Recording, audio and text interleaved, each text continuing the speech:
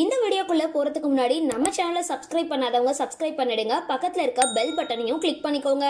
வாங்க வீடியோக்குள்ள போகலாம். கடந்த சில மாதங்களுக்கு முன்னாடி சன் டிவில ஒளிபரப்பான எதிர்நீச்சல் சீரியல் முடிவடைஞ்சிருந்தது.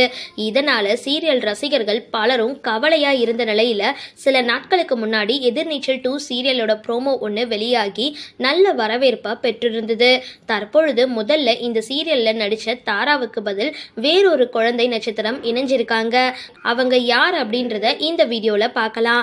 அதாவது எதிர்நீச்சல் சீரியல்ல குழந்தை நட்சத்திரமா நடிச்ச தாராவுக்கு பதில் இனி பிரஜினா அப்படின்ற சிறுமி நடிக்க இருக்கிறதா அவங்களோட இன்ஸ்டாகிராம் பதிவு மூலமா தெரிய வந்திருக்கு.